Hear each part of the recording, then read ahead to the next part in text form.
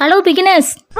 பச்சோன்னா உள்ள போயிடுச்சு. இந்த மல்லிகைப்பூ இட்லிக்கும் கொத்தமல்லி சட்னிக்கும் என் சொத்தை பூரா எழுதி வச்சலான் இருக்கேன். டைலாக்லேயே தெரிஞ்சிருக்கோம் கொத்தமல்லி சட்னி எவ்வளோ மாசுன்னு. இட்லியாக இருந்தா என்ன, தோசையாக இருந்தா என்ன, சட்னி தான் ஸ்பெஷலு. மல்லி சட்னி செஞ்சு கொடுத்தா சொத்து கொடுப்பாங்கன்னா அப்போ வெயிட்டிங், சட்னி செஞ்சிட வேண்டியதுதான். அண்ட் பிகினர்ஸ், நிஜமாக தான் சொல்கிறேன், இந்த ஒரு சட்னியோட டேஸ்ட் சும்மா நாக்கில் வச்சதும் அதோட டெக்ஸ்சர் அப்படியே வலிக்கிட்டு போயிடும். 2 ஸ்பூன் எண்ணெய், 1 டேபிள் ஸ்பூன் உளுந்து, 1 டேபிள் ஸ்பூன் கடலைப்பருப்பு, 10 பூண்டு, 5 சின்ன வெங்காயம், 5 பச்சை மிளகா, 1 வரமிளகா, தேங்காய் 1/4 கப்பு எல்லாம் சேர்த்து 3 நிமிஷம் வதக்கி விட்டு ஒரு கட்டு கொத்தமல்லி சேர்த்து, கொத்தமல்லி கட்டில் இந்த மாதிரி புல் சேர்த்து கொடுப்பாங்க.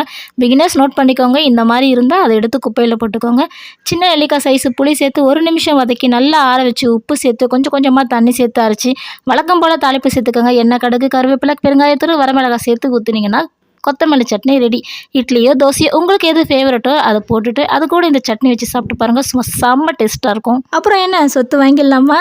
சொத்து வாங்குற ஆசையில் ஆஃபி மெல்ட்டிங்கை ஃபாலோ பண்ண மறந்துடாதீங்க.